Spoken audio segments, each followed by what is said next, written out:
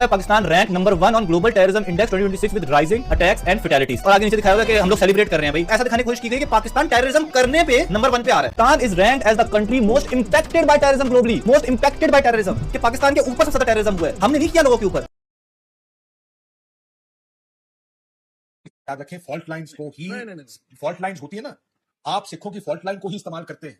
इस वक्त तो उन्हीं कमजोरियों को इस्तेमाल करेंगे जो किसी सोसाइटी में मौजूद होती है। आप सिखों को इस्तेमाल करते हैं, नागालैंड के नक्सलाइट्स को इस्तेमाल करते हैं, यहाँ पर सपोर्ट किया है जनाब साहब, उस फॉल्ट लाइन का इस्तेमाल किया, मैं लाए ट्रेन के हमारा मीडिया तो बात ही नहीं लेना शुरू किया इंडिया से। सिखों की तहरीक बिल्ड की, इसी और कश्मीरी जिहाद को दोबारा बिल्ड किया गया। Nagas, Assam, Naxalites, Maoist north east में इंडिया के मुख्तलिफ हिस्सों में जो एग्जिस्टिंग तहरीक आजादियां मौजूद थी उनको इमदाद दी गई। श्रीलंका की मदद की गई, तमिल टाइगर्स का मुकाबला करें।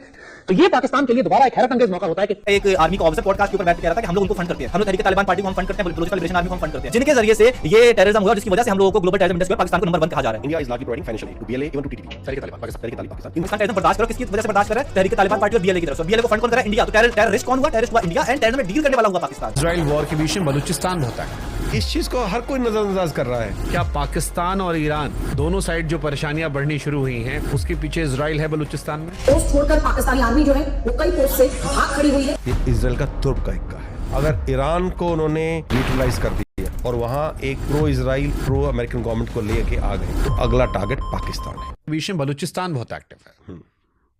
ये आपके चेहरे पे चमक आ गई टॉपिक सुन के, क्योंकि इस चीज को हर कोई नजरअंदाज कर रहा है। हिंदुस्तान के जो स्ट्रेटेजिस्ट हैं, थिंक टैंक्स हैं, इस बारे में सोच ही नहीं रहे हैं। क्या properly debunk this viral claim with full context. Some accounts are sharing a video and claiming that an Indian Army officer admitted India supports militancy, but they are deliberately hiding key facts. First, the person in the video is a retired Indian Army officer, not someone currently serving. This is very important because a retired officer's views are personal opinions.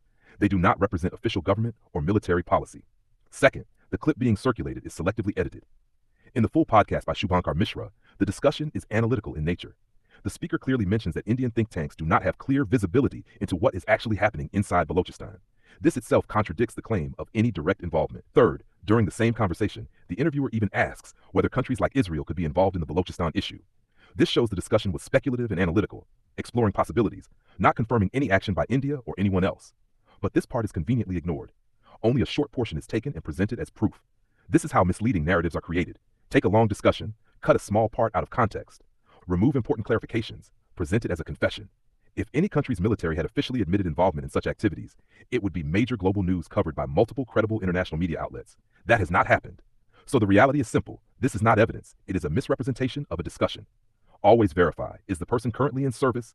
Is the statement official or personal? Is the full context being shown? Don't fall for half clips. Always look at the complete picture.